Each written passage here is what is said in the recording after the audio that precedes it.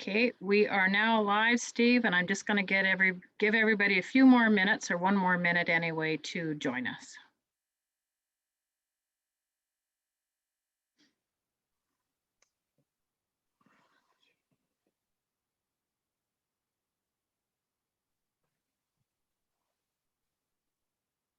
Okay, it is now 7 o'clock, so welcome everyone.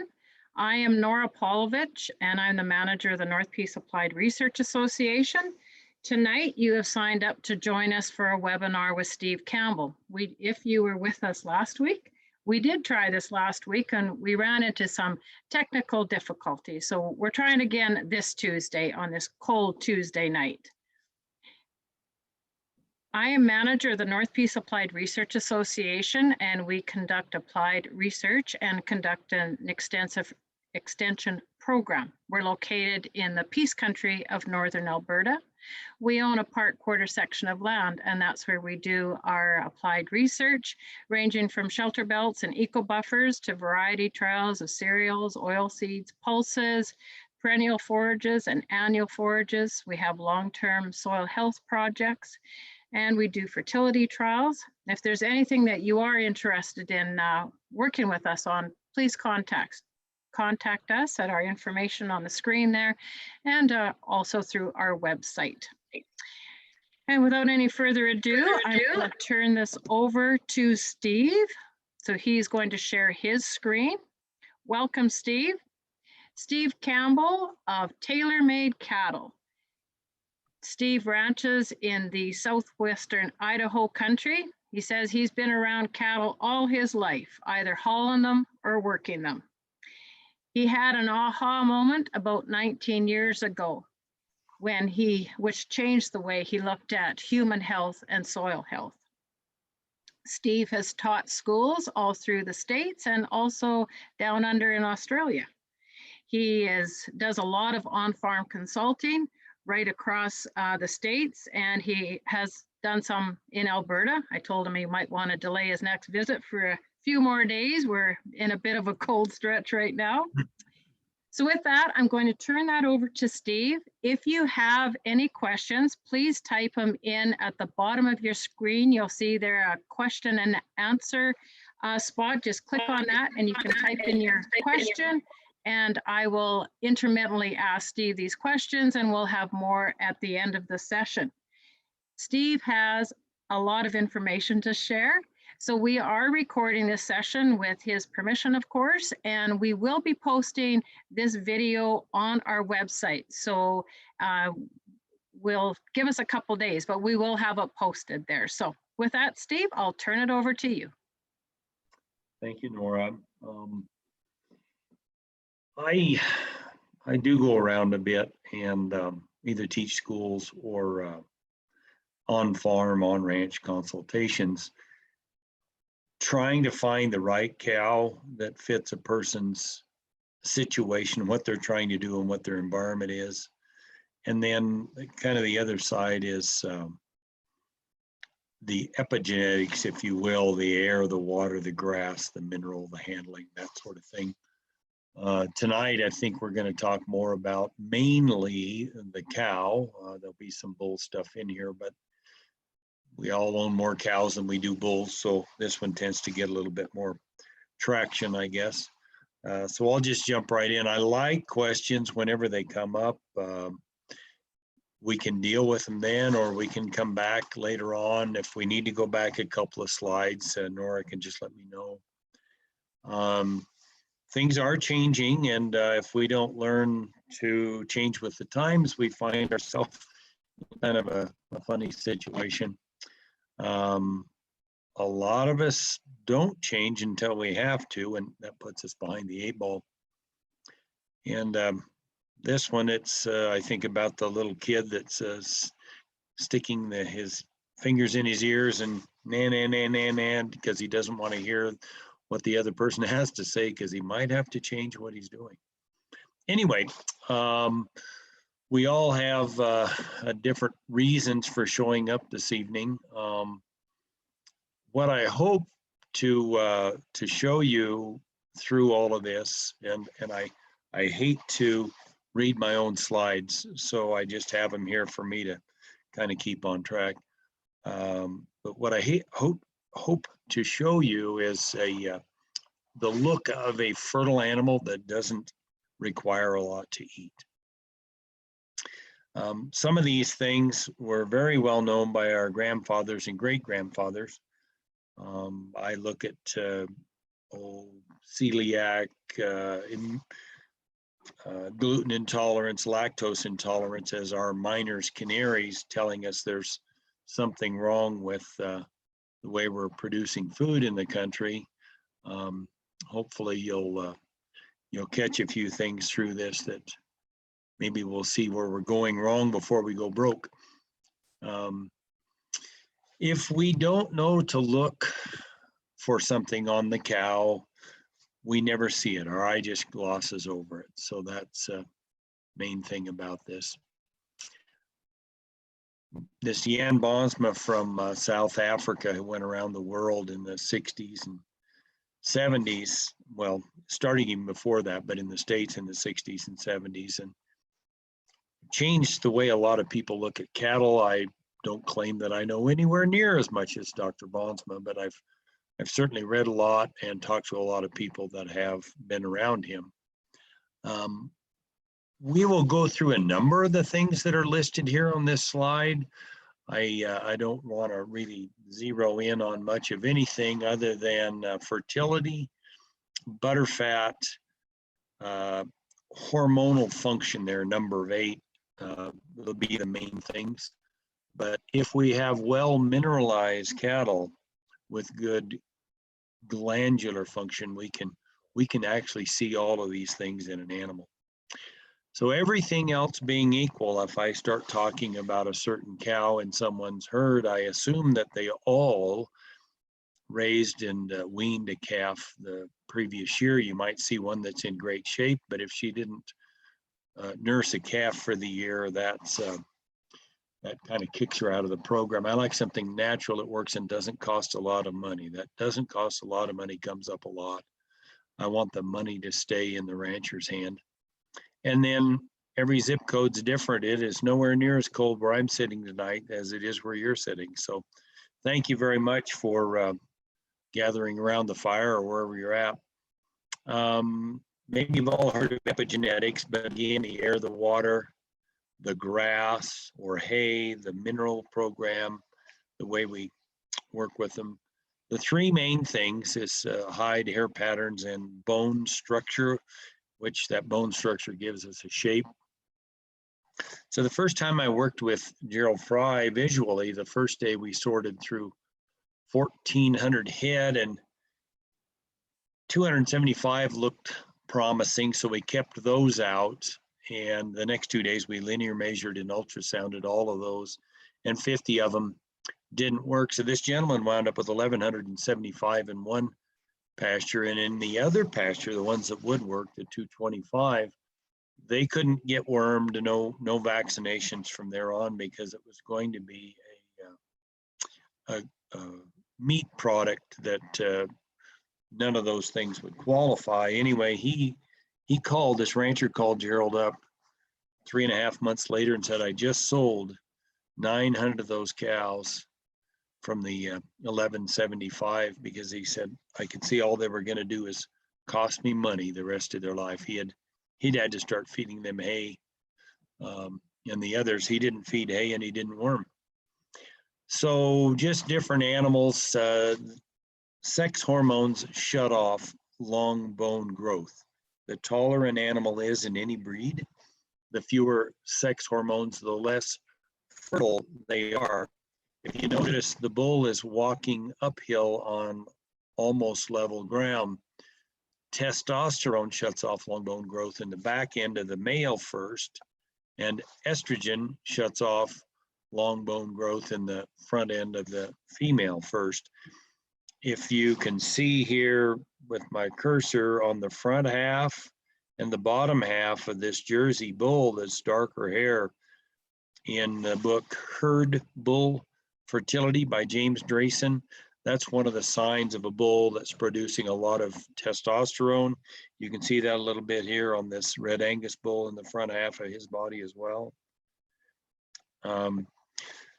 So here we've got a diagram of the pituitary sending messages out to different glands in the body, and some of those sending messages back the other way. In this case, the estrogen in that cow is shutting off long bone growth in the front end, and that gives her that walking downhill look. If we, let's see, the pituitary and the testes and the ovaries are all developed at the same time. So if you see a problem in the pineal hair whorl, you see how there's a part here where the hair is spread out to both sides. It's not just a little star. Or on this cow here, you can see the scar across her face. Both of those animals probably have a reproductive problem. And I certainly wouldn't use the bull. If you notice, he's got hair standing on the pole, and he's got this, I have a reproductive problem. God's kind of taking care of us because this hair standing on the pole is showing he's in a period of low or no fertility. Okay, so she's walking downhill, a heifer calf, a cow walking downhill on level ground. Kind of the worst thing we want is one that looks like she's the worst one. The one we don't want is the one who looks like she's walking uphill on level ground, the reverse wedge. That's what the bull is supposed to look like. Every time we move an animal, there's a cost. The more our animals are fertile, adaptable, and low maintenance cost, there's a lot of things we can do with that animal. But if we don't have that, we're going to struggle. I hope by the end of the evening we'll help you identify some animals in your herd that maybe are more fertile in your herd.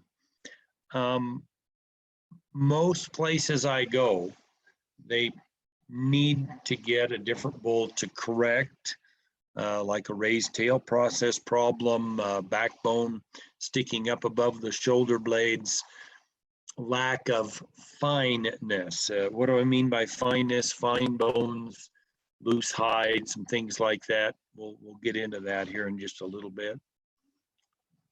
So a lot of what you're going to hear tonight is kind of like the owner who's sitting back here on the fence, and he's telling the neighbor about a cow that he has in mind. Well, anyone that has a cow would probably understand totally what that's like, but a lot of the terms that I'm going to use tonight are going to sound a little bit like this because maybe you've never heard of an escutcheon or an adrenal hair whorl before. Hopefully by the end of the evening we'll all be speaking Greek together.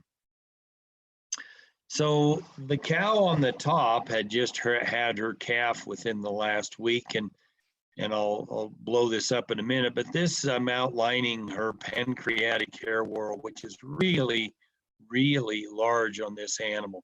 Normally, and you'll see later on, they don't get much bigger than this when they're pregnant. And in this tail process, this is a calving ease because it's sloped from hooks to pins, but that tail being pressed in there is more butterfat. More on that later. So back to this top cow, that hair from the top is all going downhill, and the hair from the bottom is coming up. And I don't know if you can see my hands, but they meet in a wave, and this little ridge along here is where that hair from the bottom is going up, and it's creating that wave. Basically what it's telling you is how pregnant she is. Some cows' expression of that will be a lot larger, and some will be a lot smaller than how dramatically large this one is. Anyway, this cow right here, excuse me. is that butterfat and calving ease cow. But if we have a tail like the one on the right here, there's less butterfat in that animal. And as you'll see later on with the skeleton, it's harder to get the calf out of that animal for a number of reasons. As a kid, I always heard that a broom-tailed cow was more fertile, and I thought that was to dealing with the big switch. Again, there's going to be a skeleton coming up here about 3/4 the way through that's going to indicate that the diameter of that tailbone is very important in how fertile she is. And one part of being fertile is she can get the calf out without any assistance. A raised tail process, that grow bone, as it was described to me at one time, animals with that grow bone sticking up, that tail process from the back of the, from the hook bones on back, does indicate an animal that will grow more in the feedlot. But growth and fertility are a teeter-totter. So one is high and the other one is low. You can try to balance in the middle, but it's for the ranch, an animal that calves every year. That's 40% of our profit. An animal that doesn't require as much feed is 30% of our profit on the ranch.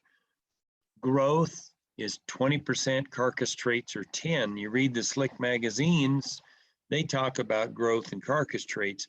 That does not keep money on the ranch.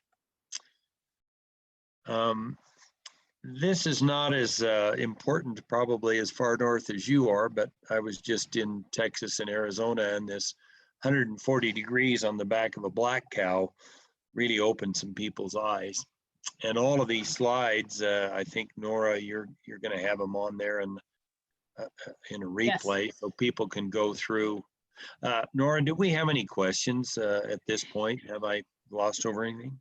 There was one that was sent in prior to your presentation, so I'll read it now, and I think you cover it later on.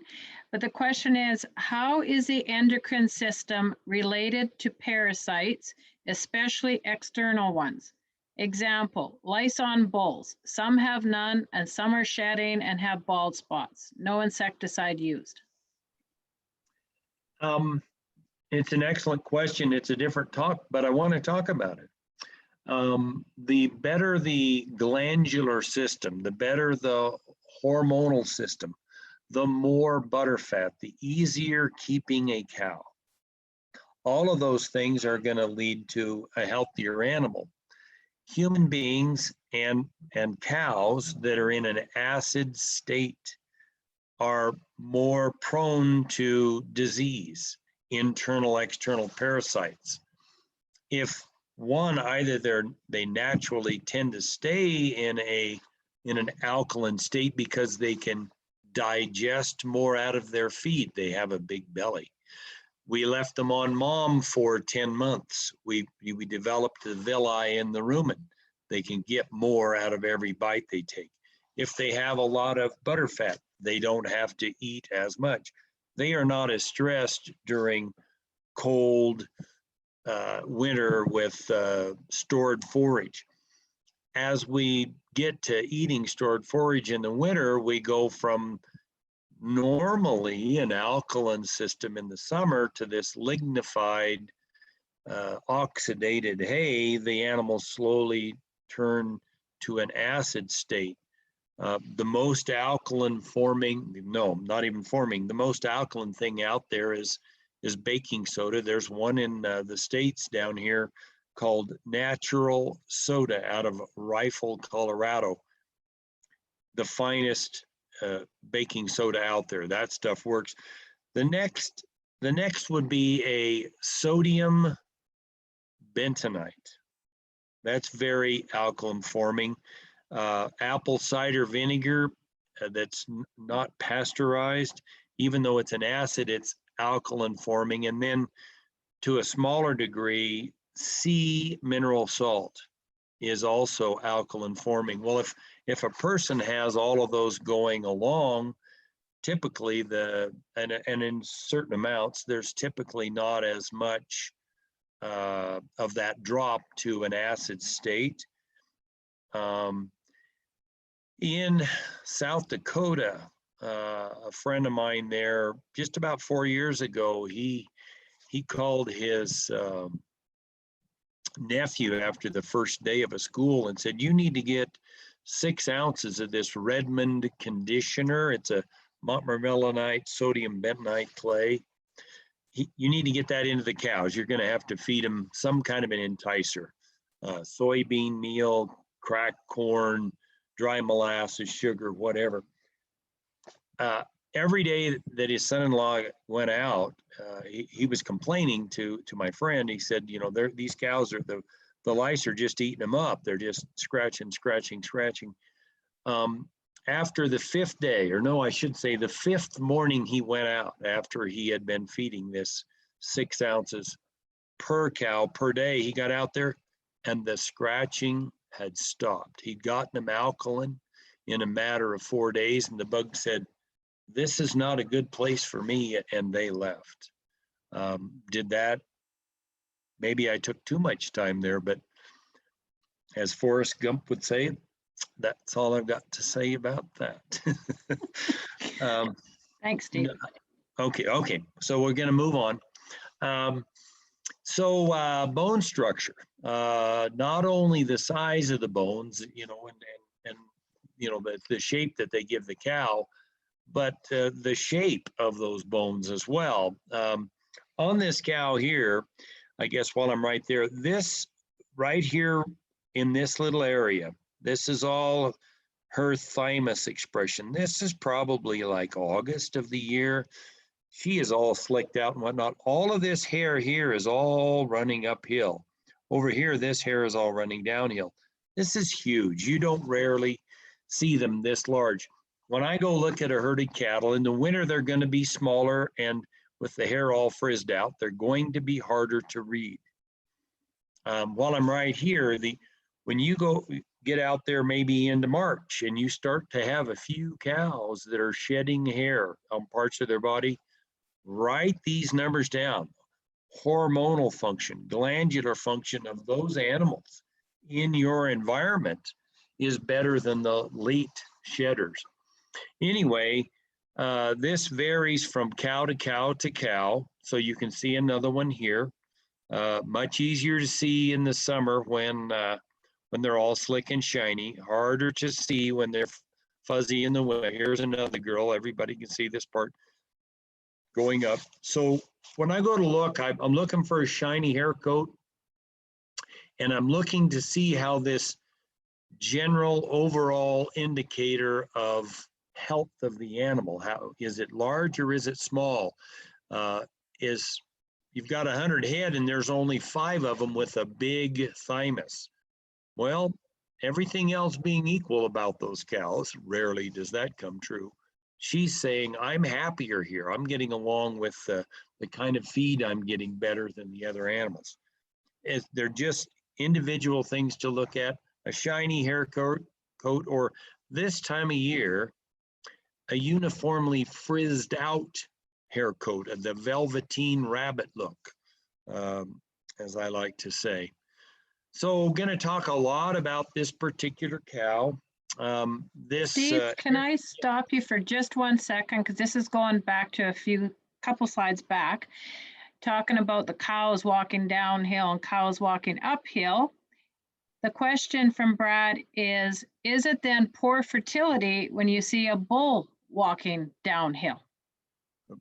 Well, it depends on the age of the bull, but at a minimum, they should be walking flat. If they are walking downhill, what you're probably going to find is they're slightly toed out up front. The last rib of that bull is probably angled back a little bit too much. I'd like to see it vertical. Their front legs are going to be maybe a little closer together. And I would venture to guess they don't have a blocky head. It'll be a longer head A bull's head should be half as wide as it is long. But as a bull calf, no, you're not going to see it. They probably got to be about 2 or more before you're going to really see them walking uphill. But there are very few bulls that walk uphill anymore. Thanks, Steve. Okay. I was thinking I needed to go back, but I had the inverse of it right here. So I thought I'll just go back to this cow. So you can see on her that her thymus is this little area here. Maybe it's 4.5 inches wide and 18, 20 inches long. Her pancreatic on her starts about here. We can see it, and it goes up like so. And I don't remember how far along she was, maybe 5 months or something when I took that picture. It might have grown back into her flank and upper side, and maybe it got this big. You know, that guy's in Texas, so I didn't really know. Every cow will wear that hair a little different. The adrenal hair whorl, so that I don't have a water bottle here, but just think of the hair going 360 degrees there off the back. You'd like to see that in the middle of the shoulder blades or further forward. Most cows, bulls, steers, heifers, they're going to be a little behind, but the further forward that is, the more butter fat that animal is going to be producing. This is not on the #1 on the list. This pointed pole here, about as small as I've seen, is if you take a golf ball and cut it in half and set it up on top of the pole, but that's a nice pointed pole on that cow.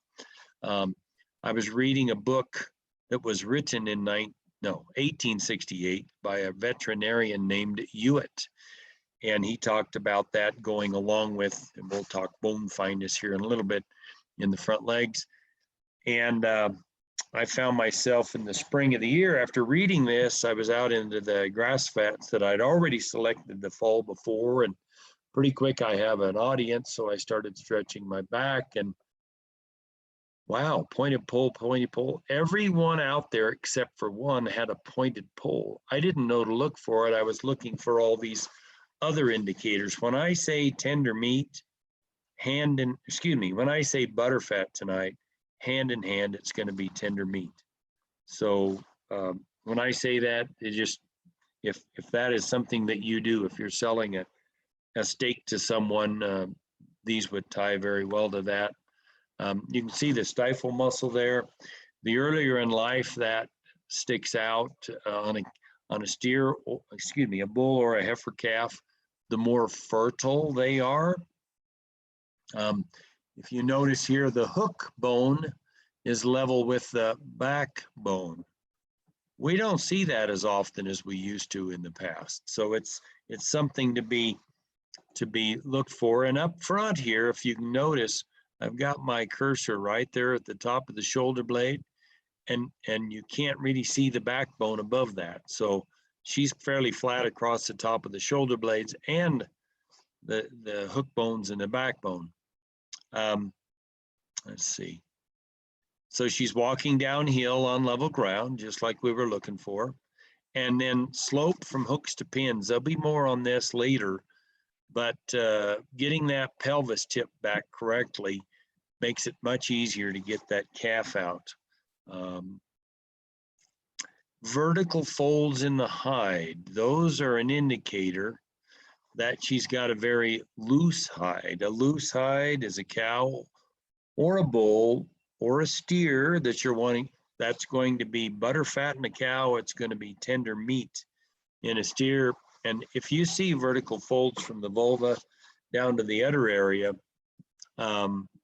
they almost always, those heifers almost always turn into really good cows.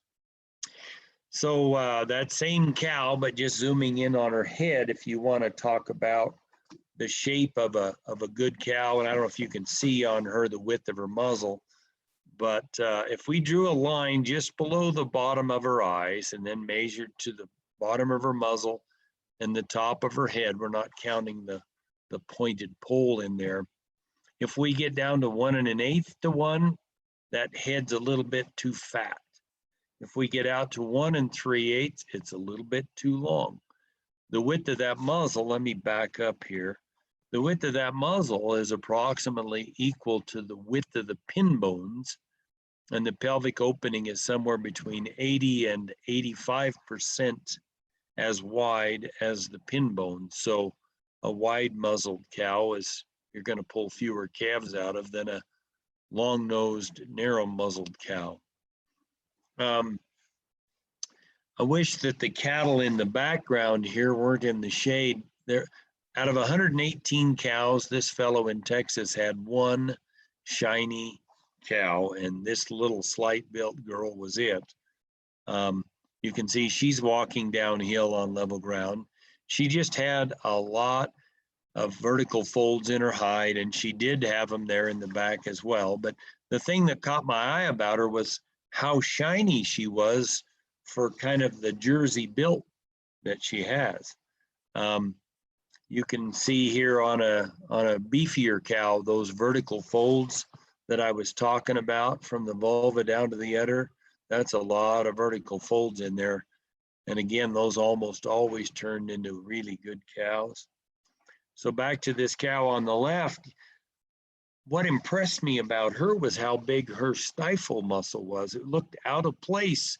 So I did a little more looking, and I discovered that her right toe was pointed inward at a 45-degree angle, which pooched this muscle out a little more. So make sure you see what you're looking at. So just some different examples of glandular expression. This girl here, that's the front half of her pancreatic hair whorl. This is all just hormonal or glandular function, should we call it. This girl, pretty good size thymus. Is everyone seeing the circles? Or are they coming up, Nora? Yep, they're coming up really good. I had one quick question, Steve. Asking if these methods to test fertility apply to other species like sheep and goats. Oh, great question. I can't tell you about hair patterns. Fine bones, yes. That wedge shape, which I'm going to get into in a little bit, absolutely. Tall, long-legged animals are not fertile animals. Short, wide animals with a big belly, they are more fertile. How many spry 6'8" old men do you find? They're usually about 5'5". So sheep and goats, yeah, just not long-legged. I wish I had more answers for you, but and the finer the bone, that's going to be butterfat in any species, and it's going to be tender meat in any species. All right. Thank you. Okay, lower left, she just built the front half of her pancreatic hair whorl first. We got this going on, and then there's some more yet going on up here. I didn't know the herd. I just snapped the picture. I don't know if she was going to build back there or not. And then this cow on the right is a little interesting. Well, I better go back there. You see, she's got one color hair here and here, but it's different here and there. So zeroing in on her, this is her normal summer collapsed pancreatic position. This is how big it was just before her calf was born about 3 weeks ago. Well, right now she's in the middle of collapsing from this upper position to the lower. How do I know that?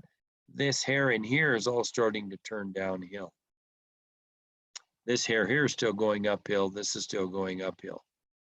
This won't collapse until after she loses her calf.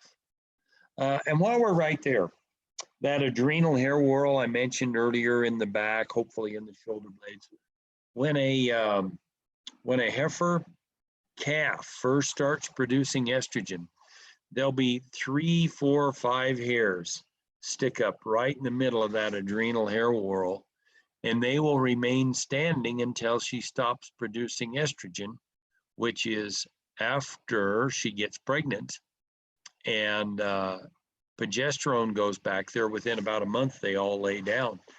A bull, if you've got good hair coats, a bull, his will be laying down. A steer, his will be laying down. A free Martin heifer, hers will be laying down. If you want gourmet beef, eat all the free Martin heifers you can get your hands on. Okay, so back to this cow. And what I want to talk about now is how small this cannon bone gets right underneath a small knee, and then it ever so slowly widens out to the width of the ankle. So we're going to go to the next, well, unusually small bones maybe is the best way to say it. But going on to the next one, I had to go back and look at the cow a year later to really understand this slope here. This steer, he's half shorthorn. I like shorthorns. That was one of the biggest front ends I ever saw in an animal. You don't want to cut a steak out of that animal, grind the whole thing. Customers will not be happy. So you see here on the tender side, I've got a small knee in this bell bottom shape here. You see how much wider I made the knee. And then the next slide, we're going to talk about what's going on in between those toes on the hoof. So for tenderness of meat, this would be the number one thing to look at. The number one thing for butterfat's going to be a bald udder. That's a little later. So here's kind of the gamut, if you will, on the shape of the hooves, but most of us find ourselves anywhere from 3 to 7, 5 being what we're looking for in our cattle. Excuse me. Any other questions there, Nora? Nope, none yet. Okay. All right. So I took this picture. I really liked this front leg because of how straight it was. But you see below the knee, I would have liked it to have gotten smaller right here. It's got a good shape, but it's just not as dainty as I would like to see. You can get them too small, but I haven't seen one yet. And then another impressive thing about this particular girl is look at how shiny that hoof is. Hardly a ripple in the hoof parallel to the hairline. Very well mineralized animal. No periods of big stress in the last year in that animal. Big deal. And then we're talking epigenetics now. So here's a bull with darker hair, darker on the bottom, but he's got a lot of vertical folds, something we're looking for. Thinking about that front leg, if you can get your hands on the animals, you're running them through the chute, the very last rib bone, you can see in here, there's a concave in the rib. There was a fellow in Australia figured this out in his butcher shop. Some of that meat, he could just slice it so easily. Well, he found that this is the front jawbone. The other one would be going back over here on the other side, just right behind where they come together on the outside. If there's a convex, if it rounds out, tough meat. You can see this little ridge here on the bottom picture. If it rounds in, very tender meat. Rarely will you find this bone in a really beefy animal, more like jerseys or something. Anyway, a pointed pole, that half of a tennis ball, if you will. No. Half of a golf ball on a cow is about as small as you'll find. On a bull, if you took a tennis ball and cut it in two and put it on there, that's about as small as I've seen. And then in both of these girls, you can see the adrenal hair whorl right in the middle of the shoulder blades. We good on questions, Nora? Yes, we are. Okay. So here we go. This is the one you can go home and test me out on. During the 8th month of pregnancy, maybe earlier, but by the 8th month of pregnancy, if you're looking at the hair on the poll of a cow, and it's standing up like Phyllis. You can't see it on the deal there with my hand.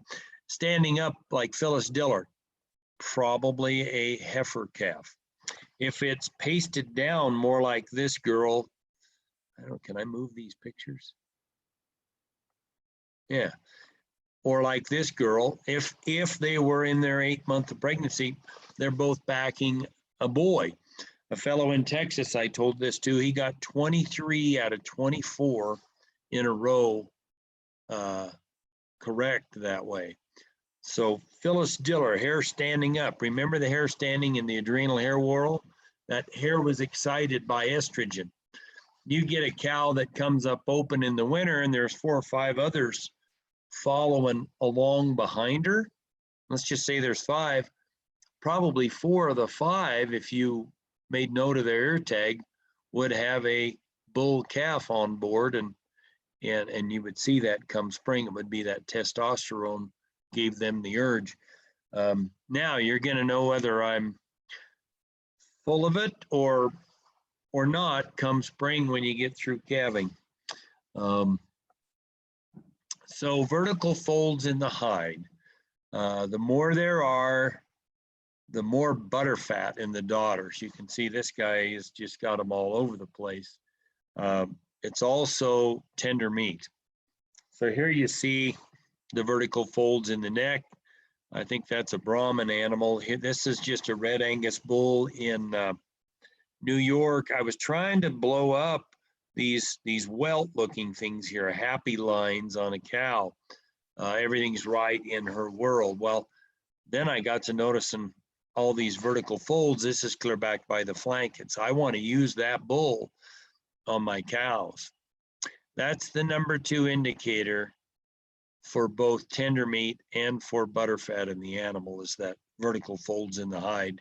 They're very hard to see in the wintertime, but once the cattle start shedding, you'll know that. And if you don't have a lot of that, if you have big bones in your cows, you need to find bulls that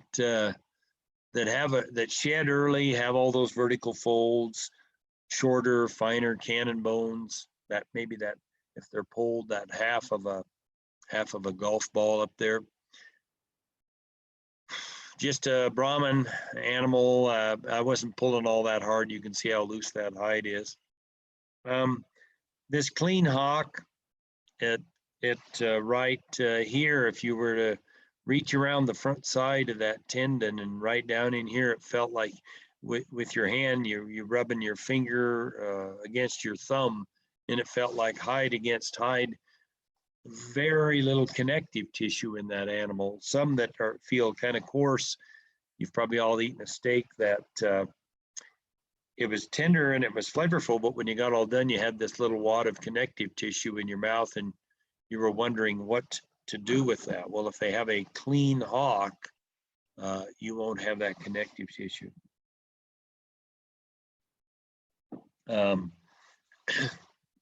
Just one other fine thing, fine bones, good glandular function, all that is more butterfat. That's a pretty nice udder on that cow too. So this escutcheon mirror, milk mirror, this Frenchman back in, well, I'll just get it here. In 1848, this is what the French government said about him, but in the early 1800s, he spent about 30 years figuring out this hair pattern on the back of dairy cows. I can email that book to you, or you can go online and get your own copy. But anyway, all this hair here, except for this little part right here, all this hair here is the handle of the shovel. It's all going uphill.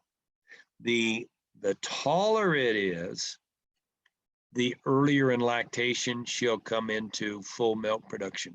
The wider it is, the longer she'll stay in high milk production. And then Gerald found that the angle of the top of this spade down here, the angle of the top, he figured this out with an ultrasound.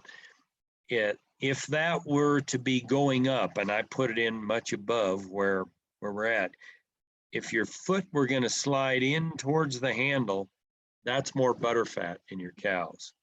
If your foot's going to slide away from the handle when you go to step on the spade, that's less butterfat. And where it comes up on this cow right now, it almost approximates this when you see it come up on the screen. All right. This is not EPDs. This is tell with certainty, need be no doubt. Just 3 examples, fairly wide, fairly tall, not a lot of butterfat with that particular spade. This one, she's got a little hair on her udder, 2 extra teats though. That's a good thing. She's sloping down on both sides. This one was interesting because of how the line, the demarcation, if you will. On her, she has what they call the protein ovals here. They're kind of like a teardrop, and it tells you about protein and milk solids in that milk. Anyway, all of this hair here and here is all growing uphill. This is growing downhill. In these ovals, it's growing downhill. A bald udder, number 1 for butterfat. There's going to be a lot more hair on the udders of cows in where you live than there is at the Mexican border in Texas. But in your area, cows that have less hair on their udder are producing more butterfat. Oh my gosh, there's a different PowerPoint, Drayson's Prophecy. There's a herd bull fertility by James Drayson, but the shape of the teat, if bulls have teats, you want them all on the belly, but the shape of those teats will approximate the shape of the cows. And if they're 2 of them on the neck of the udder, you're going, or the neck of the scrotum, you're going to have tilted udders. Sorry. This is at the very end of the tailbone. Oh, Steve, one yes. question about teats. Why are extra teats a good thing? That was just in the Milch Cow. He found that out in his 30-year study there in France in the early 1800s, that those cows who had those 2 extra teats, 1 extra teat, not so much. You know, basically it was 4 teats or those 2 false one on the back side of the udder. You don't want extra teats that are out in the way. But if they have 2 on the back side, that animal produced more butterfat than that exact same animal who did not have those 2 teats. And Nora, I can send you that book and you can pass it along to everybody. Okay, thanks, Steve. So here's just another indicator of butterfat. We want dandruff at the end of the tail, and yellow dandruff is better, and you can see here it's going out into the hairs, it's flaking off. Same thing, we look at the ear, and in this instance, it's running out into the hair, but you can see this yellow in here, so that's more butterfat if we're looking there. A dark or a different colored streak down the back, it's a flavorful thing. The top left, that's just a Moshona cow in Oklahoma in the summer, and she's, even though she's black, being one of those unimproved animals, she handles the heat very well. A very broom-tailed cow as far as the handle goes. I wish she had a bigger switch. You know, fine bones, just everything about her shiny. So earlier, if you remember, I talked about that instead of a star in the forehead, we had a scar. I was in South Dakota, and almost every cow in this herd that we were working with had a raised tail process. That's behind the hook bones, the whole tail process jumps up. Well, and most of those cows had a forward sloping vulva. And when we got to this one, it's breeding season, you know, she's not real clean there. What we really want is a vertical vulva so nothing sticks to it. So when the bull shows up, he's not taking foreign material in there. But I commented, I said, I'm surprised that she got bred the first time thinking about the angle of trajectory. And he said, oh, these cows were all AI'd. And I said, well, that might be the only time she ever gets bred. If he had a bull in with him, I said, if she does get bred, I would sell her and you know, let it be somebody else's problem. I told a gentleman the other side of the state about that, and he says, oh, I bet they use so-and-so's bulls. And I go, well, yeah, exactly. Why do you say that? And he said, he goes for maximum growth in the EPDs every time, and that's what you get. Raised tail processes, forward sloping vulvas. The grow bone is sticking up. We are substituting growth for fertility. Well, here we look at this and we go, yeah, we've got a breeding problem. If we look at this, we're going, well, wait a minute, that's developed at the same time as the pituitary, and so is the, in this instance, ovaries. We probably have a breeding problem because of this scar on her face. I mean, we go back, very, very obvious. Here, if you don't know to look for this, how would you ever know that that meant that cow, her fertility was suspect? Okay. Steve, just a question back on when you're talking about teats on the bull's scrotum. Question was, can you expand about that, about the teats on the scrotum on, I believe you said would produce a tilted udder on females? Darn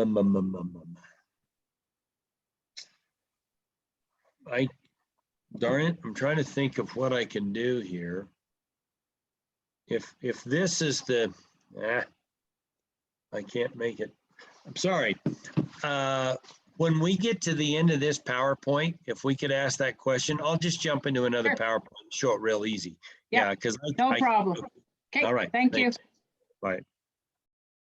So here I am talking about the angle of the shoulder blade, my left hand, and the angle of the last rib, and what that does to a cow, whether she's going to take care of herself or her calf. So here we have in the book, Bonsma Lectures. On the left, we've got the milk beast, and on the right, we've got the beef beast. Well, for a beef cow that is productive, I would rather see her last rib angled somewhere between the hock and the ankle. But even if we could get that on this cow, she's too tall. Well, she doesn't slope down enough. Her ribs are too vertical. She's going to take better care, too good a care of herself and not her calf. So if I could change her, I would actually bring her chest further up off the ground. But at best, she's walking level. I would like to lower the top of her shoulders to get that wedge look. So everything about the cow is getting bigger as we go back. She's getting taller on top, deeper on the bottom, and wider than the front end as she goes back, okay? Here, I've got a bull with a very vertical last rib. Okay, so I'm going to back up. If this were a bull, that's what I'm looking for, because if I have a bull with a vertical last rib, I'm going to get him to produce daughters with that last rib angling back, kind of the opposite. The bull is always, he's getting taller as he goes forward and deeper as he goes forward and wider as he goes forward. The cow, she's getting taller as she goes back, deeper as she goes back, and wider as she goes back. And so a vertical rib in a bull is going to give us an angle back rib in his daughters. 8 pounds of sugar in a 5-pound sack. Johann Zeitzman. This bull fairly epitomizes that. You can see where he's got kind of a muscle sticking out up here, and then you see how big his stifle muscle is there.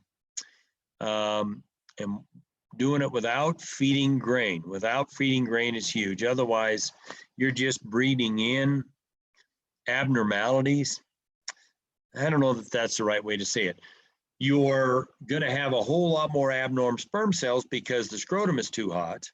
And then we took up part of the room of the factory with fat cells. So we're getting less semen. So we're gonna need to buy more bulls because they're not as fertile because we fed them with grain or developed them with grain.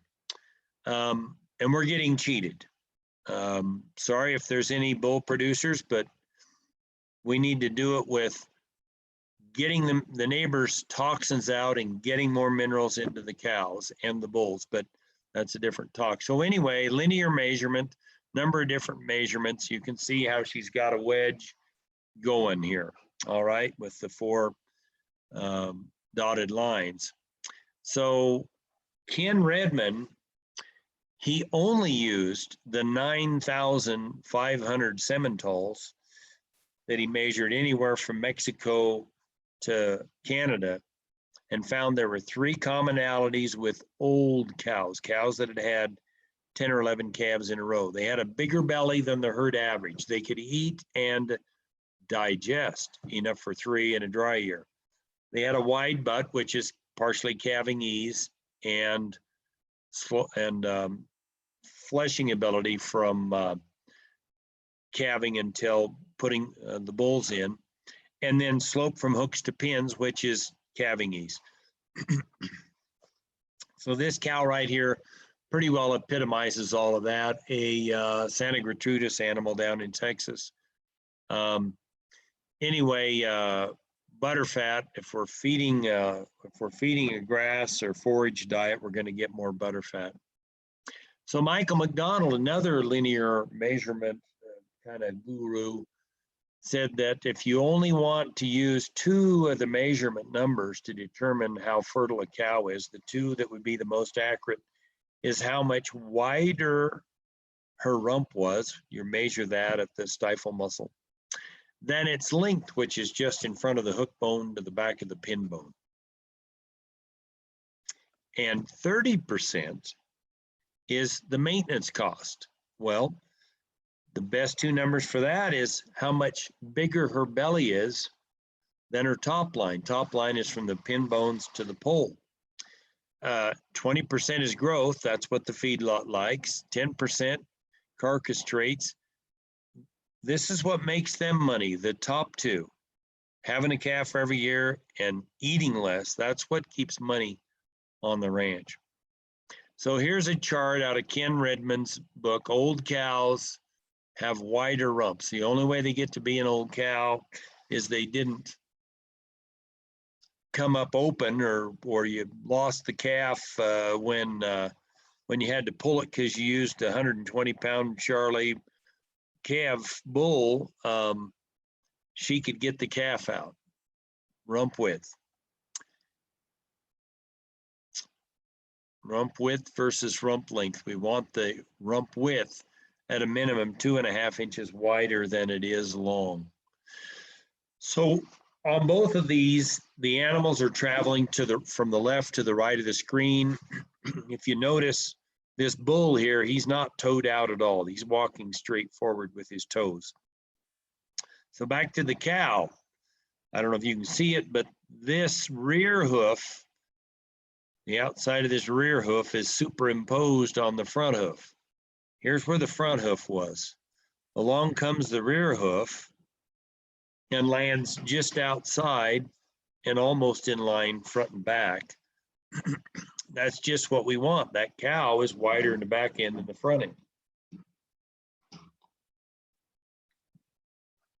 Well, I don't know whether to say similarly or dissimilarly. Here's the front hoof of the bull. Along comes the right rear hoof, and it lands inside of that front. We know the front end of that bull is wider than the back end of that bull. So old cows need a big belly to get there. They got to eat enough for 3 during a dry year, eat and digest enough for 3 during a dry year. Big belly.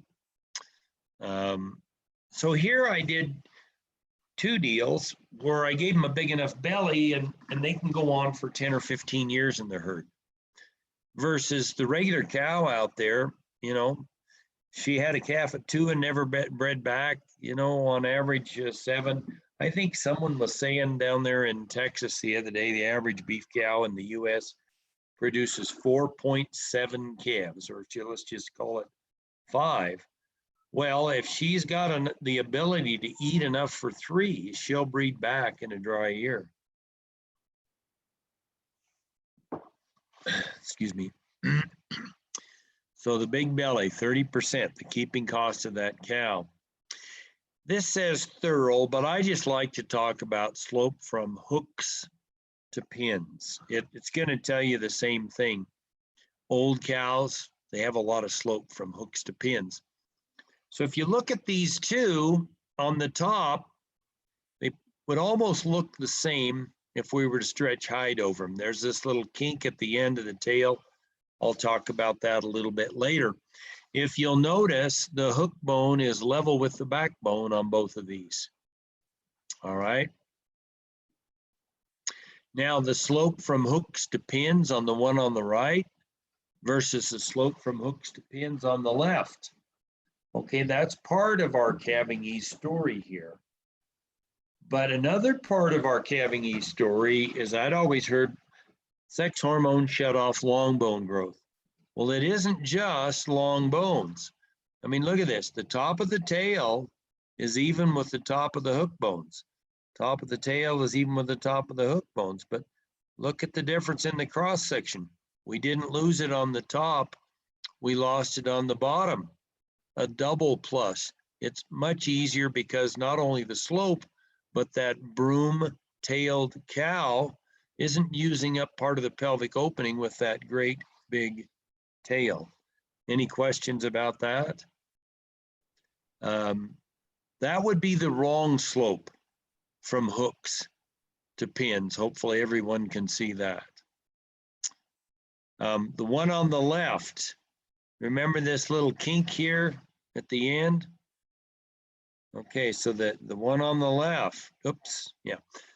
She's the one with the kink at the end. The one on the right was more like the one on the right in the two skeletons.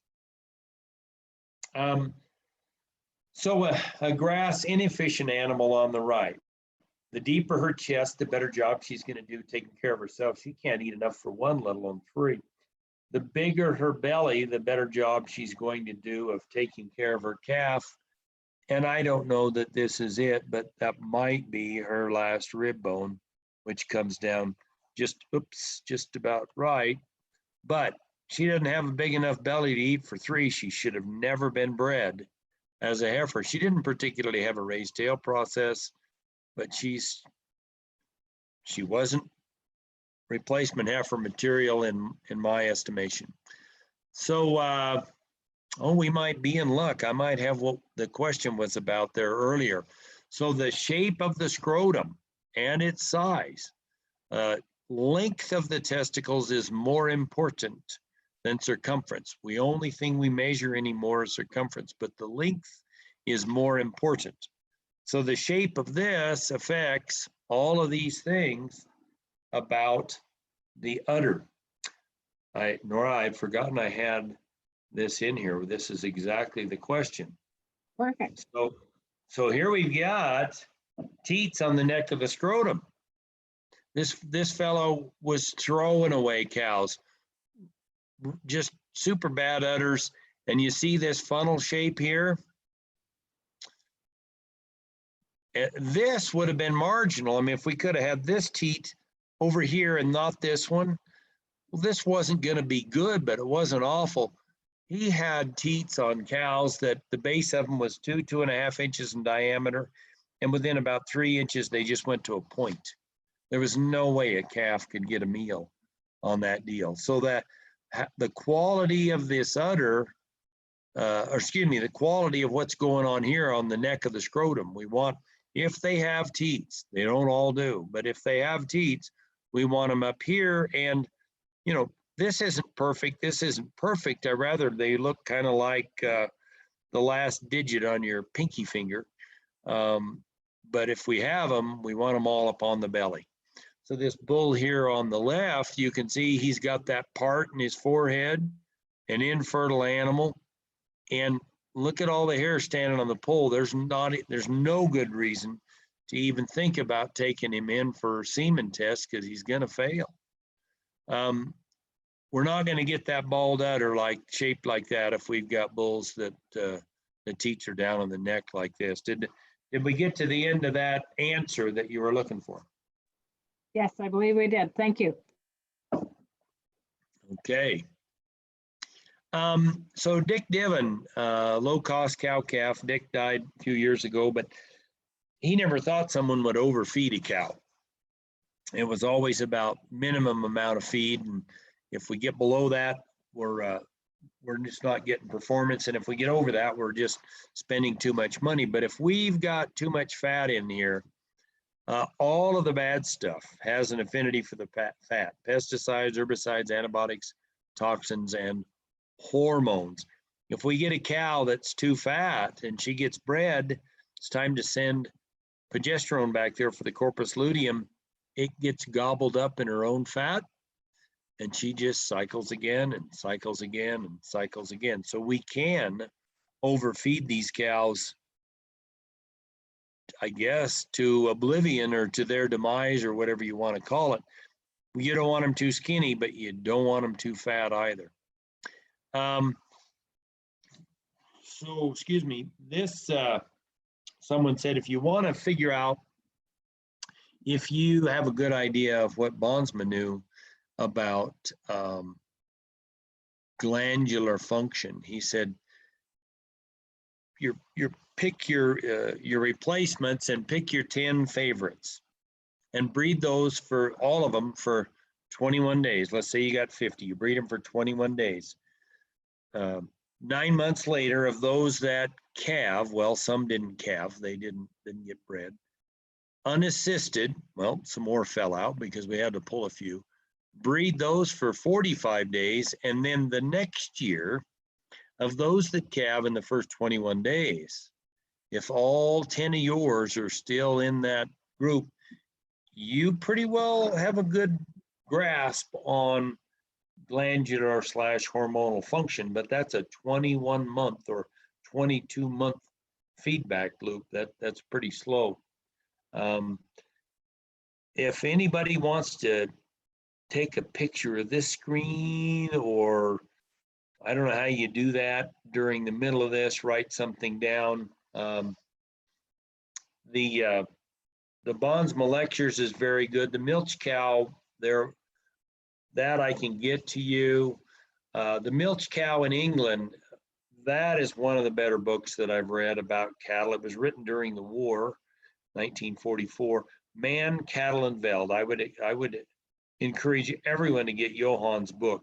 He was kind of Bondsman's prize student, and Johann said that the I don't know what you would call it, rub that he had was Bondsman was too much into growth and not enough into fertility, and he saw a problem. This factors affecting calf crop. If you already know something about a cow, and I imagine everyone on the call already knows something about a cow, that's the best book I've ever read. If you don't live in Florida, at 23 below this evening, yeah, start reading at chapter 6, or you're going to think that I'm crazy. Nora, remind me, I will send you a PDF of that and you can get it out to everybody. I highly encourage everyone to buy this Nourishment by Fred Provenza. This book, Herd Bull Fertility, is also very good, but this book, Dirt, The Erosion of Civilization. And the way I best describe that book is if you give that to a row crop farmer and he'll read it and he doesn't want to change his tillage practices, you're wasting your breath to try to get him anything else to read. That nails it better about no-till than anything else that I've ever read. Any question there? I purposely took a little time so people could write those down. Actually, we don't yet. I know I did have a couple people email me since we tried to do this last week, just asking for your contact information, Steve, and would be the best way be to just go to your website, Tailor Made Cattle? Yeah, and it's Tailor. I believe the last slide here has it, but it's Tailor, madecattle.com. And my email is steve@tailor, madecattle.com. Perfect. Phone number 208-315-4726. That gave everybody enough time. So, well, we got two breeds on this place. One that can winter herself, do that grass and water all summer and make money. The other one we tip our hat to and lose our shirts. The two things on the left I want to talk about there, I don't know how many of your readers get the Stockman grass farmer, but Anibal Portomingo, who writes in there often, he got his PhD at New Mexico State in the mid-90s. And he said that the average beef cow digests 55% of what she ingests. Well, then he heard Gerald talk about 20 years ago, went back, dug his research out and said, well, wait a minute, there are some cows here digesting 70% big belly and then developing the villi and the rumen by longer weaning, later weaning. Well, that means some only were digesting 40%. Well, I wouldn't even go into that. Well, 20 years later, Don Faulkner, University of Arizona, said, we're getting very good at predicting percent of body weight that a group of dry cows, yearlings, calves would eat depending on what we fed them. But what we can't tell you is what individuals in those groups are eating. Some animals are eating twice as much as others. Well, if they were averaging 3% of their body weight, that means some cows in there are eating 4% and some are eating 2%. I was in Ohio here a few years and the guy kind of had a hodgepodge of cows. And I said, well, these cows here are probably your best ones. And these will do all right till you can replace them. But these three Herefords, and I'm not against Herefords, but these three Herefords were the reverse wedge. They had no guts and they were, well, they didn't have a deep chest and they were walking uphill. And I said, you're just never going to make any money with those. It was the spring of the year. They were still eating around a round bale feeder. He dropped me off the next morning. I got on a plane, get off. I turned my phone on. Here's a message. And he said, you know, I've been thinking about those Herefords. All the other cows, they eat for, 2-3 hours, go get a drink of water, eat some more, go lay down and chew their cud. Those three Herefords, they get up in the morning and they eat all day long. Monday, they're going to the sale barn. So we need to be able to observe what we're seeing.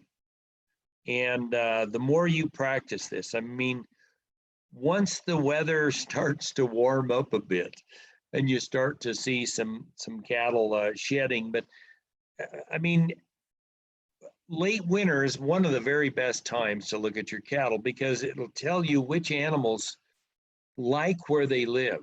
They maintain their body condition. And everybody calved and we weaned all the calves at the same time but the ones that have the uniform hair coats that start shedding early, that maintain their body condition, others fell off.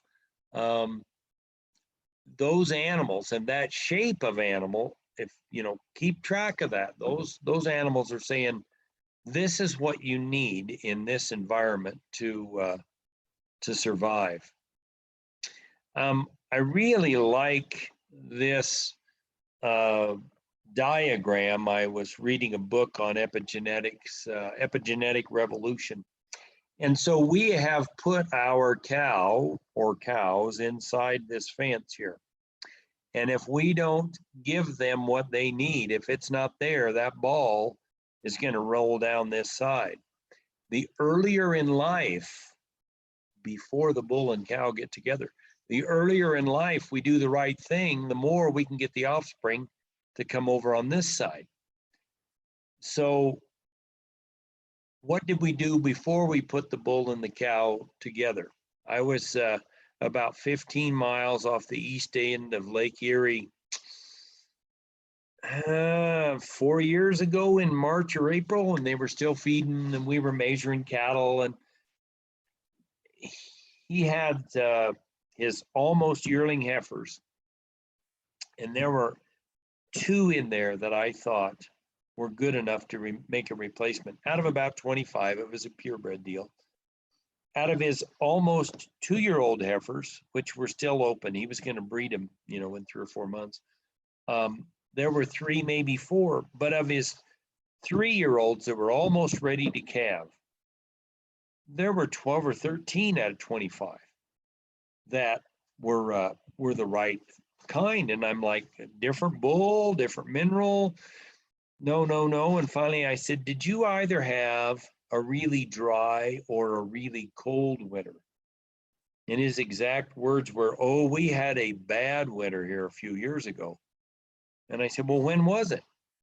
And he looked it up in his phone, and we had all the data right there. Anyway, it was the winter that those coming 3-year-olds were in utero. Normally, they get 4 to 6 inches of rain or snow, and it melts, and they're in mud, and more snow, and they're in mud. And that was how they were all winter, all that stress. That particular year, it stayed on average, I think, 12 degrees colder. It snowed in the fall, and either those cows were on snow or frozen ground all winter. And he finally expressed the genetics that he owned in his herd. If you can get your epigenetics right, everyone on this call is going to see how much better cattle than you already have. But I guess most of that is food for a different talk. Anyway, this is, at what age do we wean that calf? A friend, did you have a question there? Yes, Nora? we do. Yeah, the question is, can you find any traits in calves before hormones set into place to know if they will be replacement quality or better for meat? Okay, I'm trying to decide whether I want to use them as a replacement heifer, I want to use them for meat, or I want to send them on down the road. Is that my question? That's the question. Okay. Oh my gosh, I'm going to get lost in here, so I'm going to have you repeat this in a minute. The closer to the equator you are, the smaller animals are, and the more of an oval we have up front. The further north you get, the more of an O we need to retain heat. You can use a little more depth of chest up north, okay? But what am I looking for at what age do I get to look at these animals? Maybe I ought to ask that because I don't want to get into the weeds here. So to repeat, it was, can you find any traits in calves before hormones set into place? Before they set into place. Okay, so we're talking on a really good calf, maybe things start appearing around 4 months of age. So can I tell at 4 months of age? Well, let's look at the day they're born. The shape of that head, is it too long? Is it too blocky? You know, or is it more of the shape that one cow had? A wider muzzle would help. Flat across the top of the shoulder blades.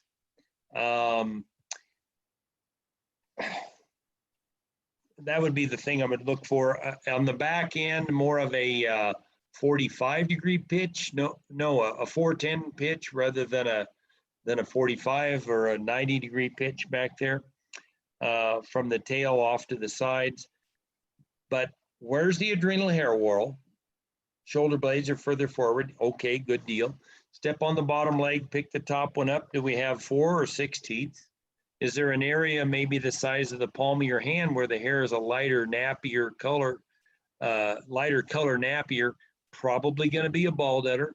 We can actually see the shape of the escutcheon the day they're born. Now, we go to turn the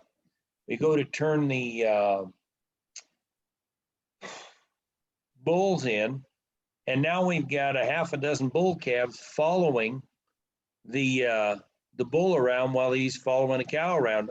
We got libido. Well, is the rest of them about the same?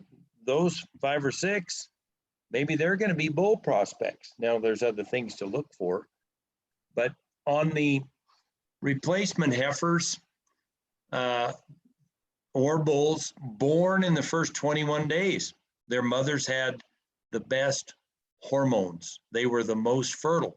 We want to promote born in the first 21 days. Are they the right, especially on the heifers, are they the right shape? Do we have that red solo cup look as she's getting bigger as she goes back? If she's pencil gutted, she's going down the road. You don't even want her for meat. If she, well, early on, I think you got to save all the butter fat you can for the replacement heifers. I know it makes the best meat, but hey, free Martin heifers. For meat, you get twins and one of them's a girl, 94% of the time, she's not a girl. Eat those. But a little later on, oh my, how early does that stifle muscle show up on the heifer or the bull calf? The earlier it shows up, the more fertile they are. The more vertical, and now we're getting into the distinction between meat and a replacement heifer for at 4 to 6 months of age. Is that last rib real vertical or more vertical? Point out in front of the toe, probably going to want to go beef with that one. Does it angle back in between the hock and the ankle? Probably going to want to go replacement heifer. But if she doesn't have any guts, you just need to sell her down the road for somebody else to have to worry about, I guess, probably in the feedlot. I don't know if that was exhaustive, but I guess as a calf at mom's side, that's the main things that come up. The too beefy ones we don't want to keep as a replacement heifer, but the pencil gutted ones we don't want either. The too beefy would be good for beef. Okay, thanks, Steve. Okay, so when do we wean? And what do we wean on to? A friend called me up, 4.5 years ago now, maybe it was 5.5. And he runs on the Arizona Strip. It takes 250 acres for one cow to make a living. And he said, normally these first calf heifers, I have to wean the calf off at 3 months of age to get them to breed back. They just fall off too much in body condition and can't rebreed. But he said this year they're not falling off in body condition like they normally do. What do you think? And I go, well, was it a wet year? Did you change your mineral, different genes? No. And finally I said, well, Kelly, how old were those heifers when you weaned them off their mother? There was this 10-second pause or so, and Kelly started laughing a little. He says, that was the first year that I left them on for 10 months. Well, leaving them on for 10 months, you develop the villi in the rumen with that extra butterfat. Now, you can't do this bale grazing. The cows will outcompete them every time.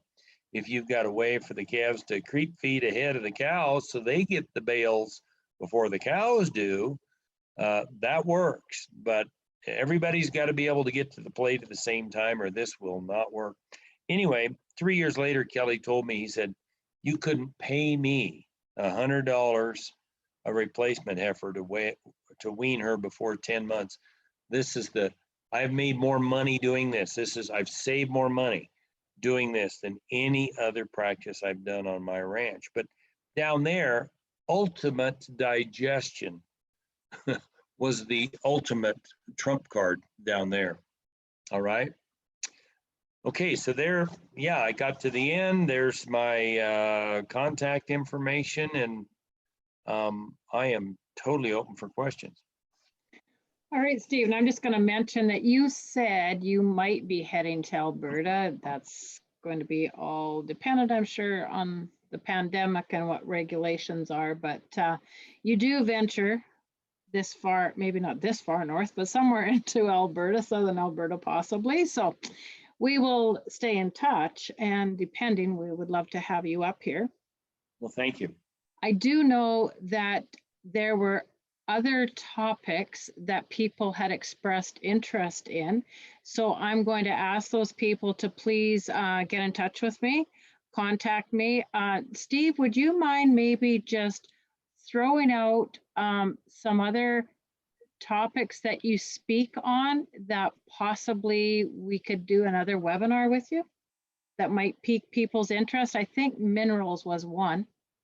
Well, and it is, I mean, I do this one and people look at it and they go out and look at their cows and it's like, well, that guy just slapped me in the face. I don't have any good cows.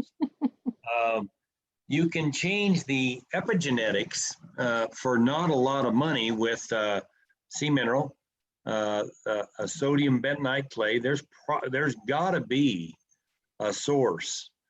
So I think somebody mentioned a source in somewhere in Manitoba or Alberta. I can't remember. And then the apple cider vinegar, if you've got someone up there that makes it, or maybe we can figure out how to ship it from the States. But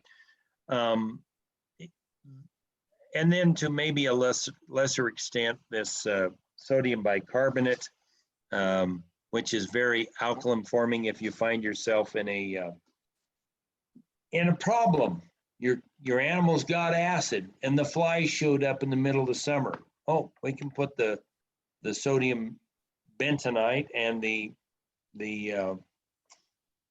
sodium bicarbonate out there with some dry molasses or some soybean meal or something, and they're in South Dakota in 36 hours. He'd gotten hit, just inundated one day from morning till night. Cows were just, you thought we'd weaned them. There was that much noise, and they're all together. Within 36 hours, they were calm, nothing going on. And it was, all we did was we got them alkaline, and the flies, it was no longer a good house for bugs. So that one, it takes more time than this. Mm-hmm. Another one is Drayson's Prophecy, that book, Herd to Bull Fertility. I would encourage everyone to get that. I've got one on linear measurement.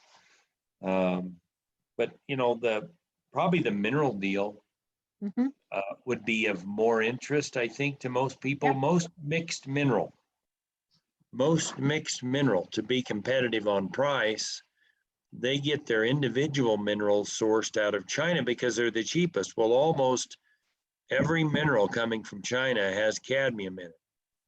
So if you go out tomorrow to feed cows or look at them because they're just bale grazing or they're eating underneath the snow, and that's great.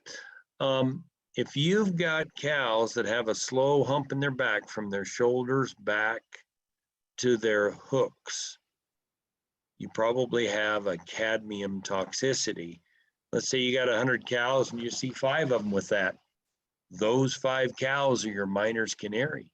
You've got cadmium in your herd. It screws up a cow's ability to regulate internal body temperature. Not such a problem up north, but it's a heat deal. And boy, down south, if they've got that, they suffer greatly on breeding percentage. Okay, so I've had a few people comment that they would really like to pursue a mineral webinar. So Steve, you and I can chat later this week and set up a time, and I will put that on our website and I will send it out to everybody that has joined us tonight also. Okay, the timing works well, this 7 o'clock at night. I mean, this yep. Other deal is going to take at least 2 hours to get okay. through, unless we two-part thing or something. Yeah. No, I think, I mean, we started at 7 tonight and it's 8:30. So I think we'd be okay to go for a 2-hour session. So I will send that out. I don't have any more questions. I think you've given everybody a lot of food for thought, and they're going to want, as soon as it warms up a little bit, go out and have a look at their cows, and probably will have more questions for you. And like I said, we are recording this, so you will be able to look at this again on our website. Just give us a couple days to get it up there. We'll let you know. And with that, I thank everybody for joining us, and we're so happy this worked, right, Steve? Absolutely. I felt bad the last time. Yeah, but it happens. That's just technology. And we thank you very, very much for joining us tonight, Steve. I believe you said you are in Utah right now, and you might have a cold front moving in. Maybe not as cold as ours. There you go. Exactly. But we have nothing to complain about. That's right. But you take good care of yourself. We'll be in touch so we can set up the next webinar probably. Well, it all depends on your schedule. But thanks again for joining us, everybody. Thanks again, Steve. That was great. Bye now. All right. Bye.